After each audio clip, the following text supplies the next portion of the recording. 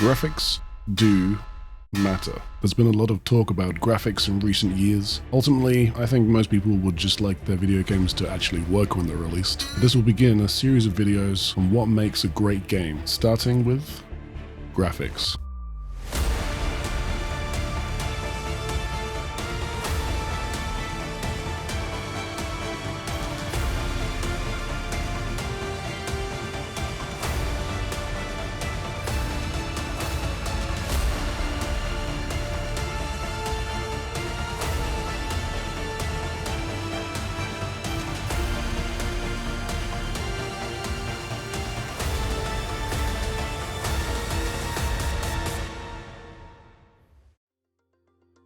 Whether the quality of graphics, i.e. looking realistic in a specific game, is important is a different question and comes down to individual preference. But the question, generally do graphics matter, can be answered quite easily. If we look at remakes and remasters in recent years like Final Fantasy or the upcoming Metal Gear Solid and Max Payne remakes, we can see that they do, at least to some degree. Each of those franchises have continued to improve their graphics over time with each iteration. And you can go back and play the original games, if graphics don't matter, so why are people so excited to see them remade to modern day standards, even when there's no change to the original gameplay? And franchises that have been going on for decades, like those mentioned, but also many others, Call of Duty, Battlefield, Grand Theft Auto, even Mario, Zelda and Sonic the Hedgehog, have all pushed their titles graphically in their own way. And this may not be the only reason why studios are making them, but the desire from the fans is real. We want to see our beloved games brought up to the graphical standards we've grown accustomed to. We can get lost in definitions.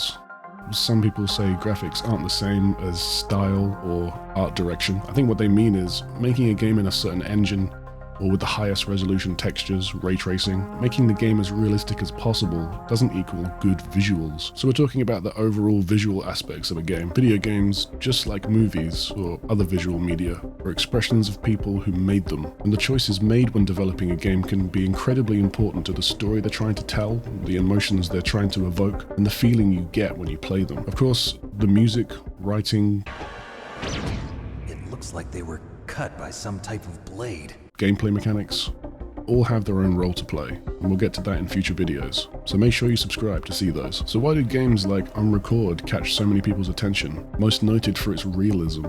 It captivated the internet upon the release of the teaser footage.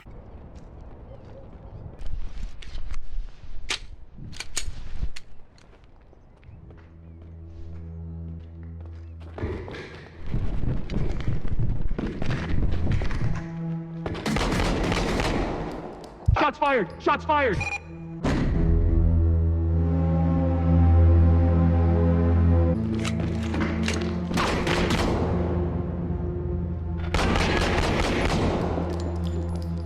You could keep all the mechanics of that game, the swaying gun, the movement, the body cam view, and put it all in a much lower resolution environment. But would people have been as interested, or was it the visual realism that really hooked us? It's clear that there is an expectation from players that as technology improves, we would see that reflected in new games we purchase.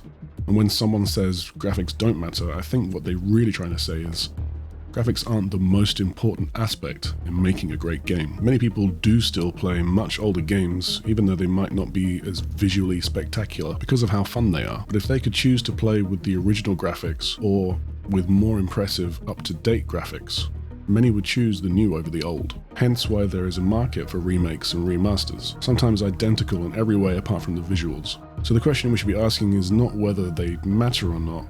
They do. It's how much they matter, to what degree. What is it about the visuals in certain games that sells it to us? And where is it not such a big deal? I can't deny myself, when I've gone back to play games I've played as a kid, I do sometimes wish I could play the same game exactly as it was, just with the graphical quality of today.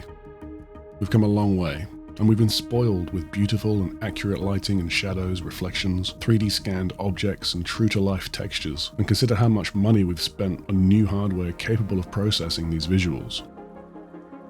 You might say, but indie games prove graphics or visuals don't matter. Well, in some way, being an indie studio does give you a kind of free pass, in a way that being a AAA studio probably doesn't. The visual choices are also a kind of signature used by indie studios to separate them from the pack, literally a visual signal to those that might be sick of the repetition, passionless releases churned out year after year. Someone looking to play an indie game is a different person to the gamer who only plays titles from long-running corporation-backed studios. And many indie studios now have access to the same types of tools and engines that larger, better-funded studios do, but they might choose to go a different way visually because they feel it fits more with what they want to achieve with their game. An indie developer making a platformer might play on the nostalgia of outdated graphics while choosing to focus on gameplay or soundtrack instead. Transistor is a great example of this.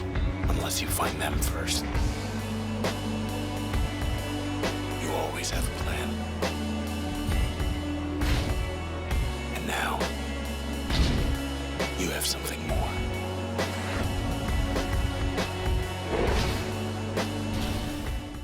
Video game graphics look as good as they'll ever need to the average user, and they have done for a while.